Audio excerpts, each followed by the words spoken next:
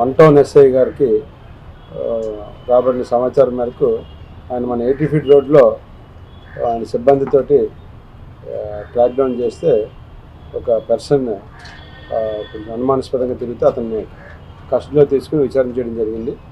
అతని దగ్గర ఈ గంజాయి లాంటి పదార్థాలు సుమారుగా ఉన్నాయి. దాన్ని ఇమీడియట్గా యాజ్ పర్ చట్ట ప్రకారం ఏమేమి చేయాలో ప్రాసెస్ ప్రకారం వెరిఫై చేసి అన్నీ చెక్ చేస్తే సుమారు 2 కేజీల పైన ఒక 100 గ్రాములు అటు ఇటుగా ఉంటుంది. అతని దగ్గర ఈ గంజాయి అనే ఒక మత్తు పదార్థం ఆయన దగ్గర దొరికింది. ఇమీడియట్గా అతన్ని పట్టుకోవడం, అతను తీసుకుని వచ్చి విచారణ చేయడం జరిగింది. అతని పేరు లండా కుమార్, మన గోనపాలెంలోనే హౌస్ అయింది. అతన్ని పోలీస్ స్టేషన్ తీసుకొచ్చి విచారణ చేస్తే అతను ఏంటంటే ఈ చెడు వ్యసనాలు బాగా బానిస అయిపోవడం, దానికి డబ్బు లేక ఇవన్నీ కూడా గంజాయి తీసుకొస్తే షార్ట్ టర్మ్లో ఎక్కువగా సంపాదించవచ్చని ఆయన ఈ గంజాయి ఒరిస్సా రాష్ట్రంలో ఉన్నటువంటి పర్లాకిమిడి అనే ఏరియా దగ్గర చుట్టుపక్కల ఏరియా నుంచి వస్తున్నట్టుగా మనకు సమాచారం. అక్కడి నుంచి తీసుకుని ఆయన పొట్టాలుగా తయారు చేసి అందరికి అమ్ముతూ ఉంటారు అన్నమాట. దీంతో పాటు ఇంకొక పర్సన్ కూడా ఉన్నట్టుగా చెప్పాడు. అది కూడా మేము వెరిఫై చేస్తున్నాము. చేసి దాని ప్రకారం అతను కూడా అదుపులోకి తీసుకుని విచారణ చేస్తాము. సో దీంట్లో మా ఎస్ఐ గారు అలాగే సిబ్బంది అందరూ కూడా, ఎందుకంటే ఇది చాలా ఇంపార్టెంట్ కేసు, అది సిఐ గారు ఆధ్వర్యంలో ఉండాలి. ఆ సిఐ గారు కూడా ప్రత్యేకంగా శ్రద్ధ వహించి దీని మీద పట్టుకోవడం జరిగింది. మీ అందరికీ తెలుసు, గంజాయి విషయంలో మన ఎస్పీ గారు చాలా ప్రత్యేకమైనటువంటి టీమ్స్ని పెట్టి ఎప్పటికప్పుడు పట్టుకోవడానికి ప్రయత్నం చేస్తున్నారు. ఇందులో భాగంగానే ఈ మధ్యకాలంలో ఆ డ్రోన్స్ ద్వారా కూడా ఎక్కడెక్కడ ఈ మత్తు పదార్థాలు తీసుకునే ప్లేసు, నేరాలు జరగడానికి అవకాశం ఉన్నటువంటి స్థలాలు,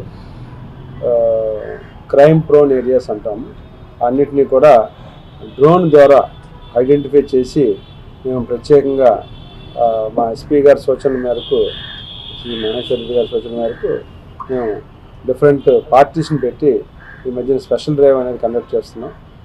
సో అందులో భాగంగానే ఈ వన్ టౌన్ ఎస్ఐ గారికి వచ్చిన సమాచారం మేరకు ఇది పట్టుకోవడం జరిగింది. అందులోనే మీరు ఈ మధ్యకాలంలో కూడా చూసుంటారు, మన ప్రత్యేకంగా స్నిఫర్ డాగ్స్ అంటాం. అంటే ఈ గంజాయిని కూడా ఐడెంటిఫై చేసే డాగ్స్ మన దగ్గర ఉన్నాయి. ఒక డాగు ఈ యొక్క గంజాయిని కూడా ఐడెంటిఫై చేస్తుంది. అంటే ఆ స్మెల్ ద్వారా, దానికి ఉన్నటువంటి సెంట్ ద్వారా పట్టుకుంటుంది.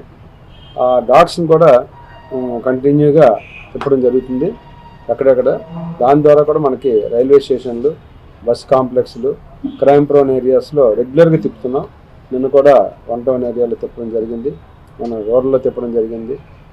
డైలీ ఒక ఏరియాలో మనం ఎస్పీ గారి ఉత్తర్వుల మేరకు మనం తిప్పుతున్నాం.